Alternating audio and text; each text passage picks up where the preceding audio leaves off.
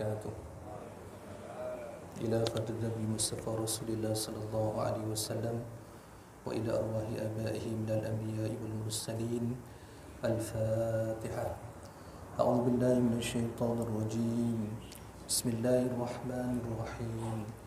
الحمد لله رب العالمين الرحمن الرحيم مالك يوم الدين إياك نعبد وإياك نستعين اهدنا الصراط المستقيم صراط الذين أنعمت عليهم غير المغضوب عليهم ولا الضالين.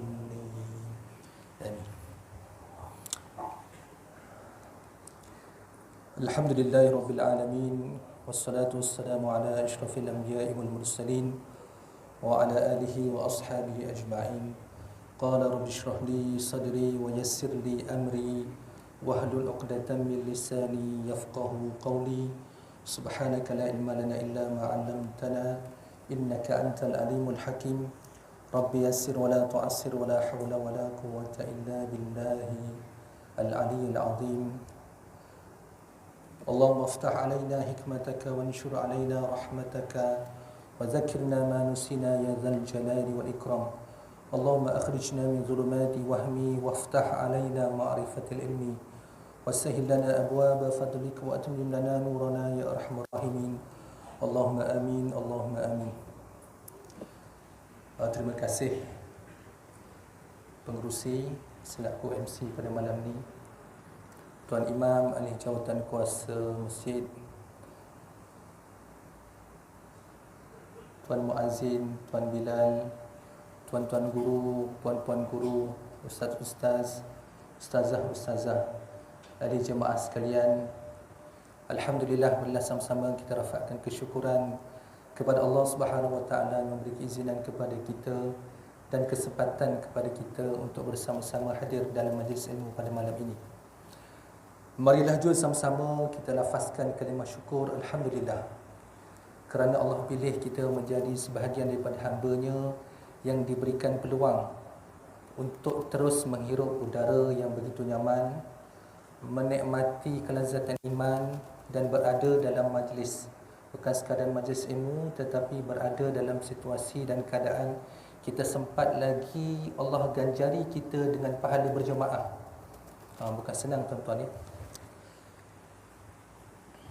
Tiba-tiba rasa macam nervous pula.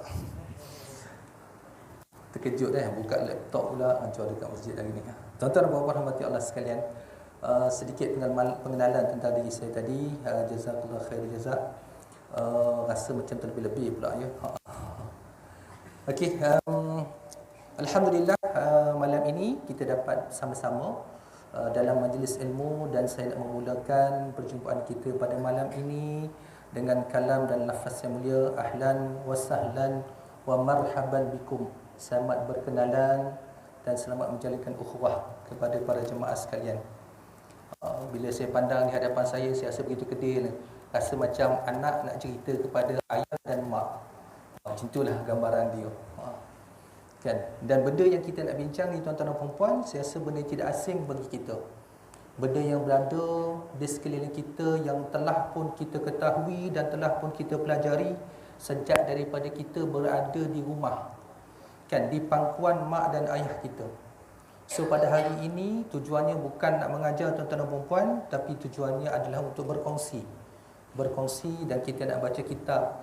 Sebab itu bila saya berbincang dengan pengurusi Tuan Haji Fakhru Razi, saya kira buku ini antara buku yang amat sesuai untuk sama-sama kita lihat kerana beberapa perkara, banyak perkara ya. Dan alhamdulillah buku yang sama juga sebenarnya buku yang telah pun saya tekuni beberapa lama juga, bertahun-tahun juga di negeri Selangor. So sebenarnya kitab yang sama juga telah pun saya ajar di beberapa surau di negeri Selangor. Cuma babnya berbeza kerana buku ini ada beberapa juzuk dan banyak perbincangannya. So fokus saya kalau di negeri Selangor, saya lebih kepada bab muamalat, benda berkaitan dengan jual beli. Ramai yang berminat tajuk itu, so kita pun ceritalah bab itu. Okey, tapi untuk kali ini insya-Allah kita akan start daripada mula.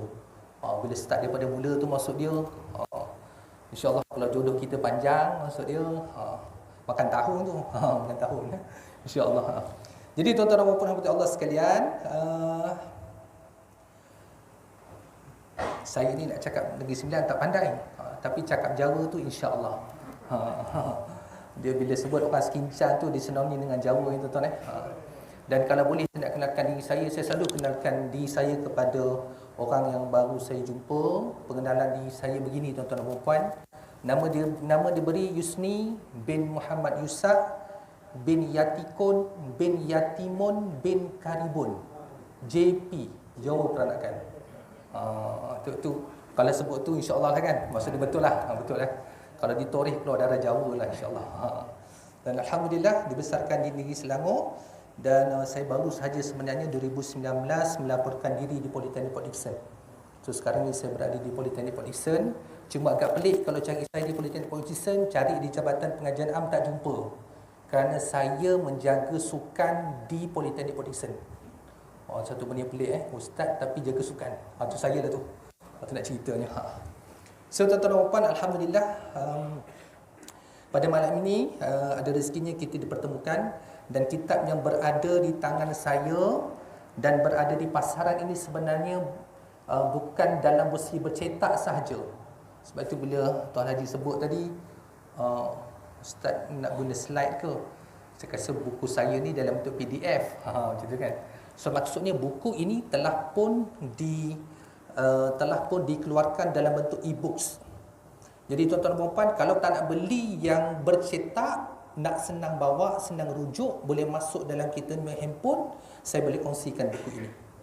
Okey, kita insya-Allah kita akan start daripada buku juzuk yang jilid yang pertama. Buku tajuknya adalah Al-Fiqhul Manhaji ala Mazahib Imam Asy-Syafi'i. Ataupun Fiqh Manhaji Mazhab Imam Asy-Syafi'i jilid yang pertama. Buku ini kalau dalam versi bahasa Arabnya 3 jilid. Kalau yang dicetak di negara Arab 3 jilid, kalau dicetak di Malaysia ni ada beberapa versi. Versi yang 4 jilid ini adalah versi yang dicetak oleh Jabatan Kemajuan Islam Malaysia JAKIM.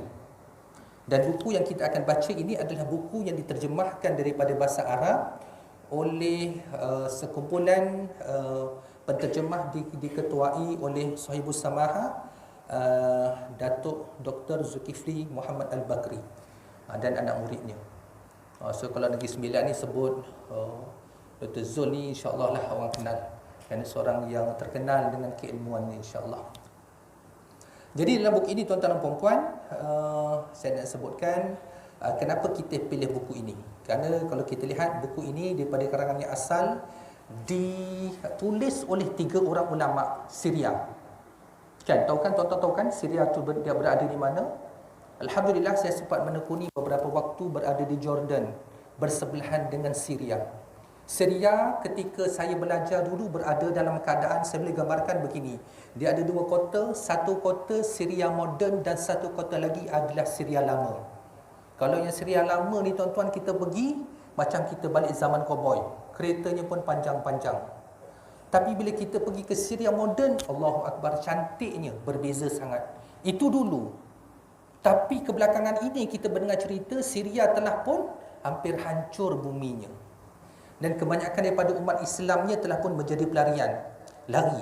Dan pada hari ini tuan-tuan dan puan-puan, kalau kita lihat suasana di bumi Syria sekarang ni masuk bulan Mac salji masih lagi turun tuan-tuan salji masih lagi turun. So kalau tengok dekat kamp pelarian, mengikut cerita sahabat-sahabat yang berada di Jordan, memang mereka kekurangan bekalan. Amat menyedihkan kerana ketika siapa nama dia tu, pemimpin dia Hafizul Asad sekarang ni memerintah Syria, dia berlaku agak zalim kepada orang Islam, menyebabkan ramai orang yang menyokong Islam ini terpaksa melarikan diri. Dan antara insiden yang cukup menyedihkan apabila Said Ramadan Al-Buti, salah seorang daripada ulama Syria, dibom ketika menyampaikan kuliah. So satu benda yang dahsyat tu, tak cerita lagi dengan ulama-ulama yang lain. Dan daripada bumi ini kalau kita lihat lahirnya 3 orang yang saya sebutkan ni berkaitan kitab kita ni, ada 3 orang ulama yang menulis kitab ini.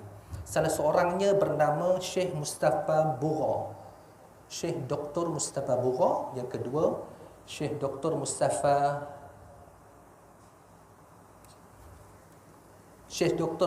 Khin, dan seorang lagi Ali Sarbaji. So ada 3 orang. Dan dulunya ketiga-tiga ini mengajar di Jamiah Universiti Dimashq ataupun Damashq. So ada 3 orang ulama yang telah pun menulis kitab yang akan sama-sama kita lihat. Kitab yang berada di tangan kita pada hari ini, tuan-tuan dan puan-puan, merupakan kitab yang telah pun menjadi rujukan di sebilangan daripada sekolah-sekolah, terutamanya sekolah yang beraliran agama, dijadikan sebagai silibus untuk dipelajari. Kita tak baca lagi kitab kuning, tapi pendekatan yang dibuat sekarang ni membaca kitab-kitab moden. Lebih khusus lagi, kitab ini dituliskan bermazhab Syafi'i. Jadi kita kat Malaysia kalau nak ikut Imam Syafi'i, kalau kita rujuk buku ni, insya-Allah kita akan dapat jawapan yang tuntas berkenaan dengan mazhab yang kita pegang. Ada kitab yang besar lagi, ada antaranya Fiqhul Islam wa Adillatuhu. Kan, kitab karangan Dr. Wahbah Zuhaili, besar kitab tu. Kalau dalam versi bahasa Arab ada 18 juzuk. Dan jilid yang terakhir adalah jilid yang ke-19, jilid yang bercerita tentang ilmu kontemporari. Maksudnya perkara-perkara semasa yang berlaku dikumpulkan, kemudian diulas, dijadikan buku dan jadi rujukan kita. Dan Syekh Dr. Wahbah Zuhaili ini almarhum merupakan salah seorang daripada tokoh ma'al hijrah yang telah pun diangkat oleh Malaysia. Kita pernah angkat nama dia, tuan-tuan dan puan-puan. So itu juga merupakan kitab yang dirujuk menjadi kitab rujukan utama kepada fiqh Asy-Syafi'i yang kita pegang sekarang ini. Selain daripada kitab-kitab ulama yang silam lah, kalau nak baca Al-Muwatta karangan Imam Syafi'i contohnya, Al-Muwatta daripada Imam Malik, guru kepada Imam Syafi'i, ataupun kitab-kitab Imam Syafi'i yang lain, saya rasa yang itu lebih besar dan ulasannya lebih panjang. So kitab-kitab yang moden ini alhamdulillah bila diterbitkan dan diterjemahkan dalam bentuk yang mudah, dapat dipelajari dan disampaikan kepada masyarakat dengan begitu mudah sekali. Tak mula lagi ni, panjang cerita. Okey tuan-tuan dan puan-puan, saya nak kongsikan beberapa perkara berkaitan dengan kitab ini lagi. Apa yang ditulis oleh Syekh Mutawalli Sya'rawi bin Muhammad, Ketua Lajnah Penyusunan dan Tashih, disebutkan pada muqaddimah ini.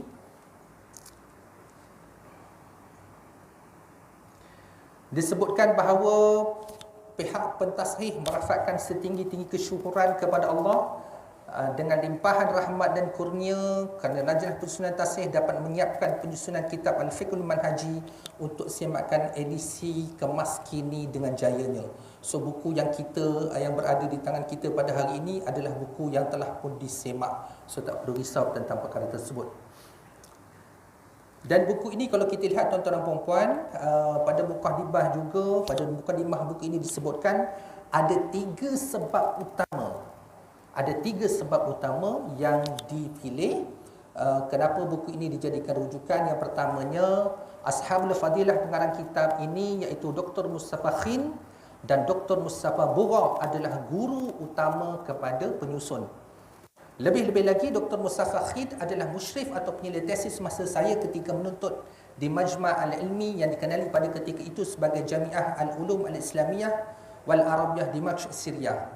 Ini antara benda yang dinyatakan oleh Dr. Zulkifli Muhammad Al-Bakri kenapa dia pilih buku ini untuk diterjemahkan dan dirujukan kepada kita. Yang kedua, buku ini pernah ditaklifkan kepada saya untuk dibuat pengajaran di Negeri Sembilan bagi pasukan sukarelawan dakwah yang bertempat di pusat dakwah sehingga selesai ketiga-tiga jilid. So maksudnya buku ini sebenarnya telah pun dicuba uji lari, dicuba untuk dibaca kepada tim pendakwah dan dapat berkesan. Sebab itu disebarluaskan kepada kita untuk kita baca. Yang ketiga, Jabatan Mufti Negeri Sembilan merasa terpanggil untuk menterjemahkan semua kitab Al-Fiqhul Manhaji dengan membentuk barisan atau lajnah penterjemah. Antara yang terlibat termasuklah Sahibus Samahah Dr. Haji Muhammad Yusuf bin Haji Ahmad, kan mantan Mufti Negeri Sembilan. Kemudian Al-Fadil Tuan Haji Abdul Qudus bin Osman, Al-Fadil Tuan Haji Jamil bin Abdul Wahab, dan Dr. Zulkifli sendiri. Begitu juga ia dibantu oleh orang pakar bahasa, Cikgu Haji Sahwan bin Haji Mansur dan Cikgu Haji Ahmad Murad bin Arifin. Dalam pentasihan semula, kami terpaksa membandingkan terjemahan dengan teks yang asal. Di samping itu, kami juga mengemukakan nota kaki sebagai maklumat tambahan dan juga untuk menambahkan lagi koleksi fiqah yang tidak terbatas kepada mazhab Syafi'i sahaja. Begitu juga dikemukakan ta'lif atau definisi daripada sumber yang lain sebagai tambahan dan perbandingan definisi tersebut. So kalau kita baca kitab asal yang bahasa Arab, memang tak ada nota kaki kecuali nota kaki yang biasa. Tapi dalam terjemahan yang dipimpin oleh Dr. Zulkifli ni, ada nota kaki memberikan penerangan kepada setiap istilah-istilah baru. Itu yang akan menambahkan lagi kefahaman kita bila kita baca kitab ini. Okey? Kami tidak sekali mendakwa kerja ini sebagai terbaik kerana yang sempurna hanyalah kitab Allah. Jadi sebenarnya kalau faham kepada ayat ini, Dr. Zulkifli Al-Bakri sebagai ketua penterjemah, beliau dengan rendah diri memohon sebenarnya daripada kita semua, kalaulah ada dalam pembacaan kita ini tafsiran-tafsiran yang lebih baik dengan tujuan untuk menambah baik isi kandungan kitab ini, maka sama-samalah kita berikan pandangan kita. Itu yang bagus. So maksudnya tidaklah membangga diri aku yang terbaik terjemahkan kitab ini, tidak begitu.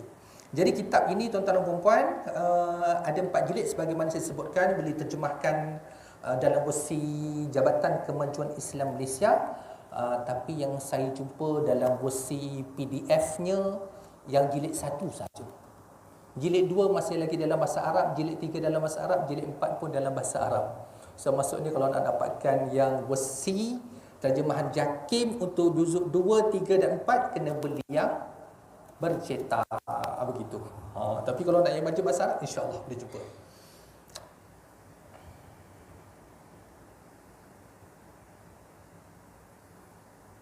Panjang tuan-tuan kalau nak cerita mukadimah ni dekat ada 40 muka surat mukadimah dia. Tu nak cerita mukadimah je. So malam ni kalau kita dapat cerita mukadimah pun alhamdulillah.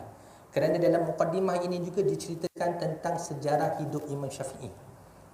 Yang itu lebih yang penting kan. Bila kata kita bermazhab Syafi'i, kita nak kenal sebenarnya siapa Imam Syafi'i, betul tak?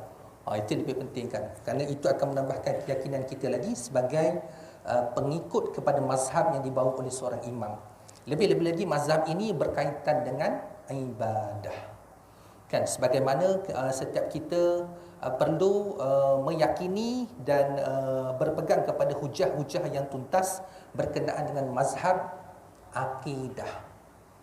Kan bila kita sebut mazhab akidah dekat Negeri Sembilan, kita ini semua adalah bukan dekat Negeri Sembilan, di Malaysia kita semua ini adalah bermazhab ahli sunnah wal jamaah. Betul begitu ya? Kemudian ada imamnya dekat situ. Siapa imamnya? Imam Al-Ash'ari dengan Imam Abu Mansur Al-Maturidi. Yang ini selalu diulang-ulang ibu-ibu pada setiap hari Jumaat. So kalau terlupa nanti balik tanya bapak-bapaknya.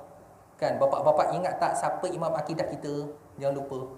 Okey? Supaya benda itu sentiasa berada di minda kita dan kita tidak kata orang tu mudah diracuni dengan kefahaman dan akidah-akidah yang tidak benar. Kerana dewasa ini kalau kita lihat macam-macam cabaran akidah yang berlaku. Kan? Kalau kita lihat anak muda zaman sekarang ini, apa yang berlaku? Mereka merujuk kepada tok guru TikTok. Kan? Dapatlah kan 2 minit. Tok guru pertama cakap 2 minit, lepas tu terputus, ambil pula tok guru yang kedua 2 minit lagi. Agak-agaknya tuan-tuan 2 minit itu dapat apa ilmunya tuan-tuan? Tu soalan yang kena jawab. Sebab itu tuan-tuan dan puan-puan, dalam kes begini, bila orang minta, Ustaz tolong ajar, saya kata saya suka baca kitab supaya kita ada sesuatu yang kita pegang. Kan, kalau kita terlupa, rujuk balik kitab ni. Kalau saya salah, buka balik kitab ni, sama-sama kita betulkan, insya-Allah. Okey tuan-tuan, kita nak masuk kepada sejarah kitab Fiqhul Manhaji. Nak masuk sedikit. Kitab ini dinamakan dengan Fiqhul Manhaji ala Mazahib Al-Imam Asy-Syafi'i, yang membawa maksud fiqh yang mempunyai sistem dan manhaj mengikut acuan mazhab Syafi'i. Itu kena clear. So kitab yang kita nak baca ni kitab yang ikut pegangan kita di Malaysia bermazhab Syafi'i. Itu yang paling penting sekali. So kalau dulu kita tak sempat baca kitab-kitab yang besar, ini ada kitab yang ringkas yang boleh kita sama-sama baca tuan-tuan dan puan-puan. Kitab ini adalah sebuah kitab susunan baru dalam mazhab Imam Syafi'i. Antara sebab ia dikemukakan seperti kata pengarang, walaupun menyedari bahawa kami belum lagi setaraf dengan tokoh-tokoh fuqaha yang terdahulu, namun kami berasa berkewajipan melakukan tanggungjawab tersebut. Justru kami memohon pertolongan daripada Allah untuk menunaikan tanggungjawab ini dengan sedaya upaya kami. Jadi usaha yang dibuat ini sebenarnya bukan nak menyanggahi usaha ulama yang terdahulu atau nak tunjuk mereka lebih terror, tak. Tapi nak susun dalam bentuk dan bahasa yang mudah difahami kepada golongan yang baharu. Kan? Kalau kita lihat anak-anak kita zaman sekarang ni, kalau nak dengar kuliah macam ni, saya duk perhati daripada tadi berapa orang lah ya yang seusia dengan saya, adalah nampak 3-4 orang.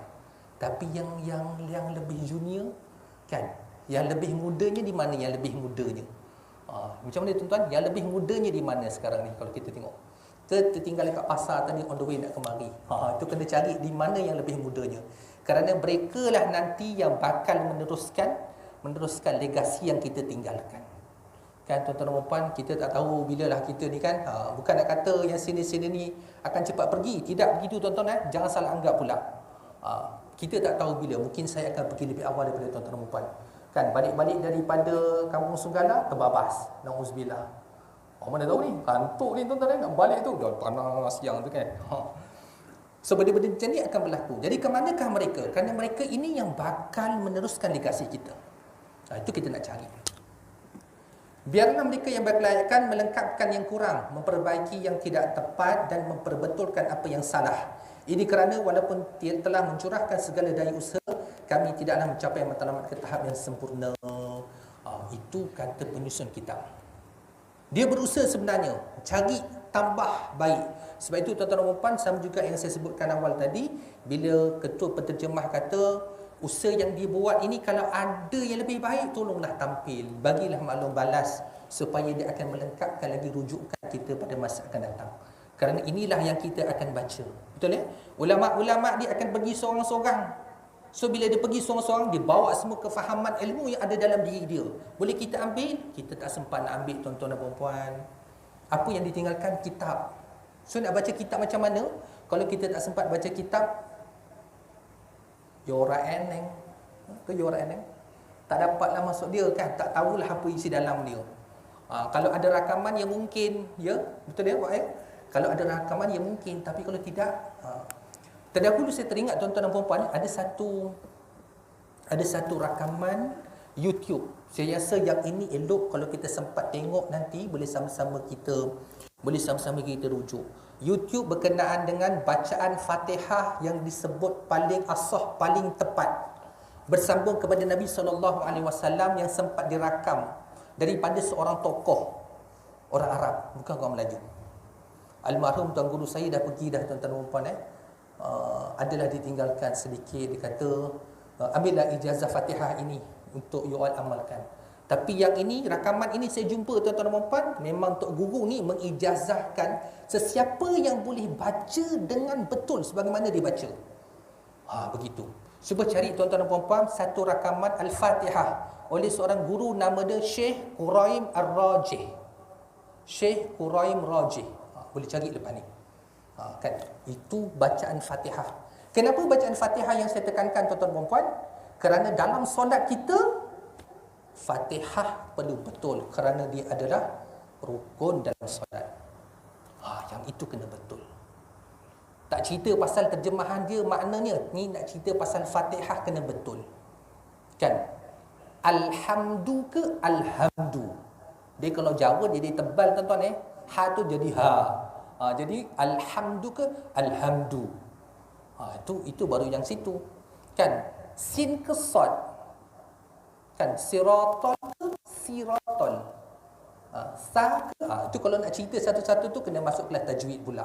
Tapi tak apa tuan-tuan dan puan, bukan nak cerita pasal kelas tajwid malam ni, tapi cuba tengok rakaman itu supaya kita tengok. Saya tengok bacaannya tidak berlagu tetapi mudah untuk kita dapat. Dan dalam kelas saya pun memang saya sebut kepada pelajar, saya tolong rujuk ini. Pelajar tanya, "Ustaz tak boleh sebut Ustaz?" Bukan tak boleh sebut. Nanti kalau saya sebut tak habis kelas. Jadi awak balik, awak dengar rakaman ni, kemudian pendengarkan kepada kita. Saya nak beri gambaran kepada tuan-tuan dan puan-puan. Yang tadi saya buat, saya namakan dia Allahumma salli ala Muhammad. Saya uji pelajar saya dengan bacaan Fatihah dia siang tadi tuan-tuan. Daripada ramai-ramai tu, tak ada seorang pun saya berikan markah penuh. Kenapa? Atas banyak perkara tuan-tuan dan puan-puan. Ini saya nak cerita pelajar yang berada di IPT, Institusi Pengajian Tinggi. Belajar dalam kelas, belajar kita ajar satu persatu. Pun bacaannya tidak betul. Di awal semester bila saya tanya, boleh tak tolong tuliskan lafaz syahadah dalam tulisan Jawi. Sudah masing-masing gila kepala. Itu lafaz syahadah tuan-tuan. Kan, cuba kita fikir. Ingat tak kita macam mana nak tulis asyhadu an la ilaha illallah wa asyhadu anna Muhammadar Rasulullah dalam bahasa Jawi kita. Dalam tulisan Arab yang asli. Macam mana nak tulis tuan-tuan? Kalau kita gagal menulis, maksud dia, kalau orang mempersedakan kita dengan tulisan Al-Quran, dijadikan sebagai alas pijak kaki, ataupun dijadikan sebagai, pernah viral satu ketika dulu, kan, tapak kaki, kasut, jenama Puma dan Adidas, ditulis dengan ayat Quran. Kalau kita gagal mengantisipasi bentuk khot yang ditulis itu, dia ada rokaah, ada nasakh, ada kufi dan sebagainya, maka agama kita akan dipersendakan. Satu contoh yang senang tuan-tuan dan puan. Kan, balik ni cari label Coca-Cola. Buka, terbalikkan, tayang ke atas. Apa tulisannya tuan-tuan? Ni bukan nak menakutkan tuan-tuan Ambil label Coca-Cola tu, potong jam merah tu kan, angkat, letak bawah lampu. Daripada bawah kita akan dapat tulisan La Makkata La Muhammadah. Kan, satu propaganda sebenarnya. Walaupun kita rasa itu adalah satu benda mungkin dalam bentuk kebetulan, tapi saya rasa bukan kebetulan. Memang dibuat dengan tujuan tertentu.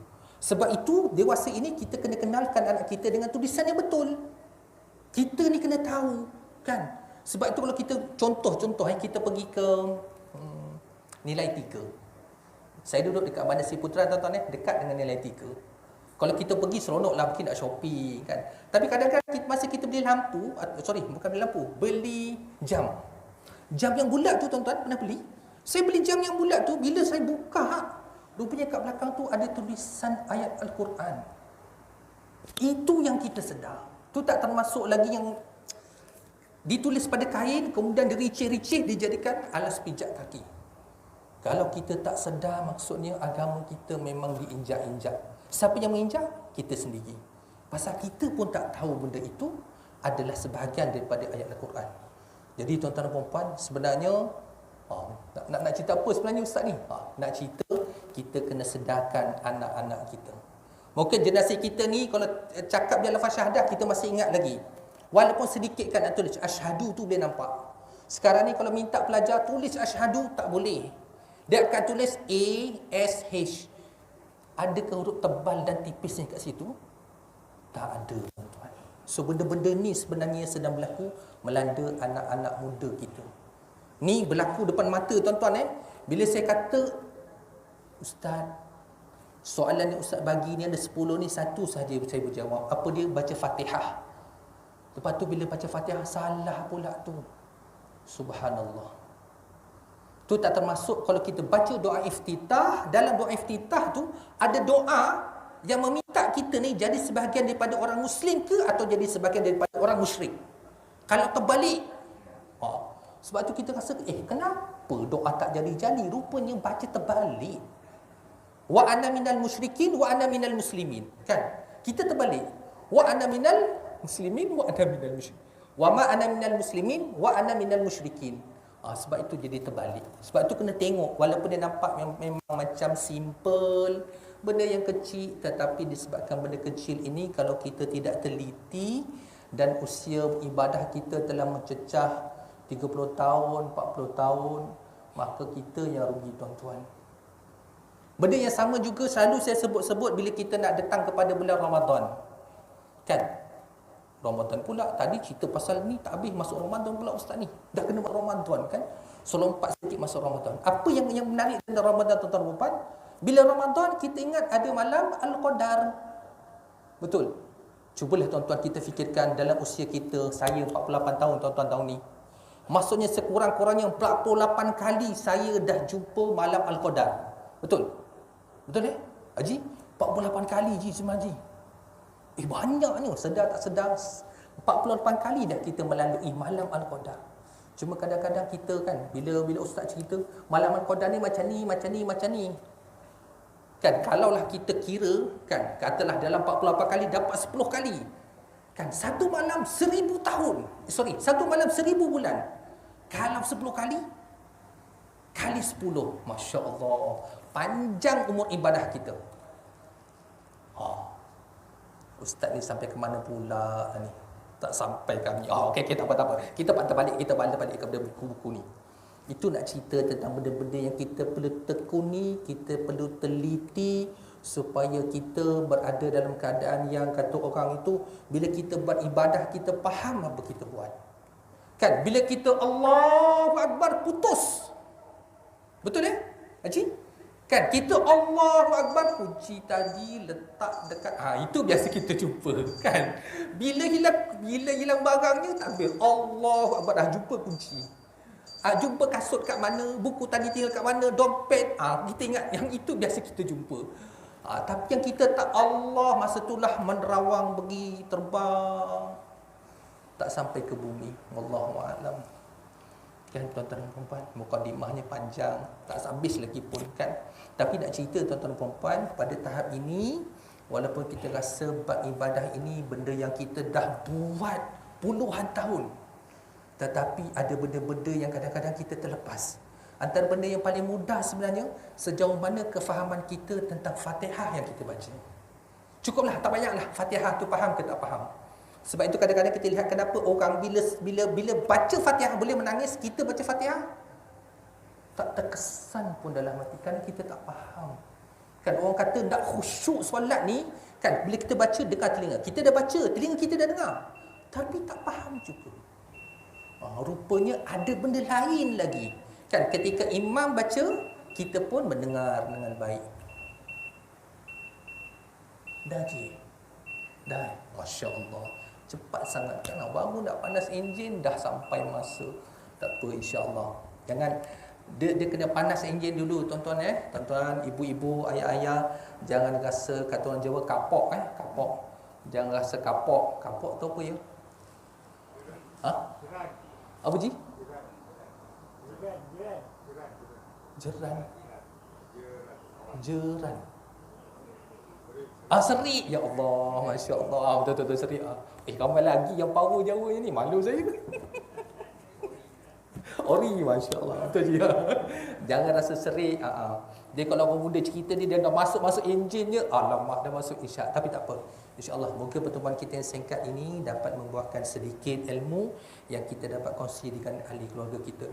Sedikit berterusan, sedikit kita kongsikan lebih baik daripada banyak tak ada implikasi. Semoga sedikit ini dapat memberikan kita kefahaman yang jelas tentang agama yang sama-sama kita anuti dan kita pegang. Lebih-lebih lagi kita mengaku kita bermazhab Syafi'i, so kita kena bacalah kitab Syafi'i supaya kita nampak apa yang ada dalam kandungan itu. Wallahu a'lam bissawab. A'udzubillahi minasyaitonir rajim. Bismillahirrahmanirrahim. Alhamdulillahirabbil alamin wassalatu wassalamu ala asyrafil mursalin wa ala alihi wa ashabihi ajma'in. Allahumma faqihna fid din wa 'allimna ta'wil wahdina ila siratikal mustaqim. Allahumma rabbana hab lana min azwajina wa dhurriyyatina qurrata a'yun waj'alna lil muttaqina imama. Rabbana atina fid dunya hasanah wa fil akhirati hasanah wa qina adzaban nar. Wa sallallahu ala sayidina Muhammad wa ala alihi wa sahbihi wa baraka wasallam. Alhamdulillahi rabbil alamin. Bismillahirrahmanirrahim. Wal 'asri innal insana lafi khusr illa alladhina amanu wa 'amilus solihati wa tawassaw bil haqqi wa tawassaw bis sabr. Subhanakallahumma wa bihamdika asyhadu an la ilaha illa anta astaghfiruka wa atubu ilaik. Wassalamu alaikum warahmatullahi wabarakatuh.